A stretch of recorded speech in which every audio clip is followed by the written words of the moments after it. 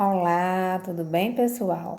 Esse vídeo de hoje, ele não é destinado para as crianças, tá certo? Tô fazendo ele especialmente para você, mamãe, papai, titia ou titio, vovó, vovô, enfim, você que é responsável e cuida das crianças que você tem aí em casa, crianças e adolescentes, tá? O assunto que eu vou falar hoje com vocês é um assunto que, de certa forma, ele representa um tabu para muita gente. As pessoas, por questões mesmo culturais, elas evitam falar sobre a questão da sexualidade, né? E hoje, dia 18 de maio, é o dia que se homenageia, melhor dizendo, homenageia não, é o dia que é reservado para destacar a campanha chamada Faça Bonito. Essa campanha, ela é uma campanha que ela vai tratar da questão do combate à violência e ao abuso sexual de crianças e adolescentes, tá certo? E aí é um trabalho que envolve intersetorial, que envolve algumas secretarias, né? É a Secretaria de Educação, inclusive, Assistência Social e outras tantas. E aí a gente também traz essa missão conosco, essa responsabilidade de estar, de alguma forma, contribuindo com essa orientação, esse esclarecimento às famílias sobre esse assunto que ainda não é tão discutido, né? Para algumas pessoas realmente é um tabu, é algo que muitas vezes evita se falar entre a família, não se fala com as crianças. E a gente traz para vocês de forma muito clara, muito espontânea, que é um assunto que merece destaque, precisa sim ser falado, que dentro da medida do possível seja lembrado também com as crianças e com os adolescentes também, tá? Então eu trago aqui, eu anotei aqui no meu caderno para eu estar falando para vocês algumas informações importantes, tá? Essa campanha, ela foi feita para homenagear uma criança lá no Espírito Santo, em 1973, que ela foi drasticamente abusada, inclusive chegou à morte. Então, desde então, essa data ela é lembrada como esse momento dessa campanha de combater mesmo esse abuso, tá? Das crianças e dos adolescentes. Ela quer aqui alguns tipos de abuso que são encontrados no meio, né, da sociedade, que é o abuso sexual sem contato físico, aquele abuso que tem sem necessariamente ter o toque com a criança, né? Tem também o abuso, eu vou tentar ser rápido porque eu estou sem a memória aqui do meu celular, mas eu vou tentar resumir um pouquinho mais para vocês. Tem também, tem também, pessoal, o assédio sexual com chantagem, né? Aquele quando o abusador, que geralmente é um homem, né? Uma pessoa mais velha que abusa a criança ou adolescente, ele faz chantagem, né? Diz, ameaça de alguma forma ou tenta convencer a criança, né, de que ela pode confiar nele, mas que na verdade ele está tentando ali realmente tirar vantagem e aproveitamento em cima da situação, né. Tem também o abuso sexual verbal, que são conversas abertas, que tenta também convencer a criança a despertar esse interesse pelo sexo antecipado. Tem também por meio de telefonemas obscenos, quando o adulto ele liga e fica tentando também convencer aquela pessoa de que, no caso a vítima, de que o sexo é bom, é interessante, mas que na verdade é ele quem está com esse desejo, né? Mas tenta trazer o tema à tona de alguma forma, nem que seja por meio do telefonema.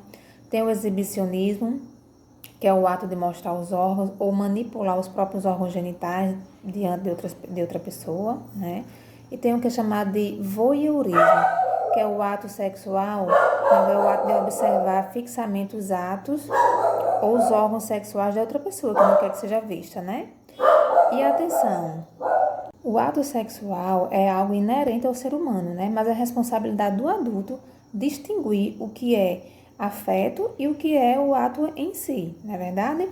E aí, quais são as causas, né, que podem acarretar essa questão do abuso sexual? Pode estar associada ao uso de álcool e drogas, doenças mentais, a violência de modo geral, tanto física quanto verbal. E geralmente o que acontece? As famílias acreditam que só vai acontecer com uma pessoa estranha, uma pessoa lá fora, mas os dados revelam que a maioria dos casos estão dentro da própria residência, dentro da própria casa. Geralmente infelizmente acontece com o pai que abusa uma criança, principalmente quando se trata de padrasto, né? Que não é o pai biológico, é preciso redobrar essa atenção, esse cuidado. Acontece com um irmão mais velho, com um primo, com um tio, com um vizinho, e é uma pessoa que geralmente demonstra afeto por essa criança. E a família acredita que o abusador está sendo sincero, verdadeiro, e acaba cedendo à confiança, né? De deixar aquela criança em algum momento, a sós, sob a responsabilidade desse adulto. Mas isso é muito sério, gente. A gente tem que ficar atento, tem que ficar alerta, porque nem sempre os sinais são revelados, né? A criança não demonstra geralmente não demonstra sinais físicos, né? Muito embora a gente precise estar atento, porque ela vai demonstrar comportamentos diferenciados. Ela tende a ficar mais triste, a ficar ali mais reservada, ter medo do escuro, não confiar nas pessoas, no toque, né? Tem uma série de sinais que a gente pode realmente estar atentando para isso, né? Deixa eu ver o que mais que eu anotei aqui que é importante. Geralmente ocorre dentro de casa, né? É mantido em segredo, né? Porque de alguma forma quem faz tenta convencer a vítima de que não é para falar para ninguém. Outra coisa importante, geralmente não acontece só uma vez. Quando o abusador ele abusa a criança, o adolescente, ele tende a repetir. Ele tende a vir outras vezes e tentar fazer mais vezes, porque ele não se satisfaz só com uma vez. Não, a impunidade no Brasil, infelizmente, ainda não é algo muito severo. É preciso realmente ter provas para que para que esse abusador receba de alguma forma as punições. Vamos ter cuidado com os sinais do que a criança sinaliza, porque geralmente ela não mente. Quando ela sinaliza alguma coisa, mesmo verbalmente, precisamos ficar atentos ao que ela está dizendo. Cuidado com as redes sociais, quais são as páginas no YouTube que essa criança está acessando. Tem que monitorar, tem que acompanhar. Até mesmo as redes mais abertas, né? O Facebook, o WhatsApp com quem está se comunicando, né? Cuidado com a exibição da imagem das crianças, gente. E aí eu já aproveito e abro um parênteses para pedir que quando vocês forem gravar qualquer atividade com a criança, cuidado com a vestimenta, bota uma roupinha.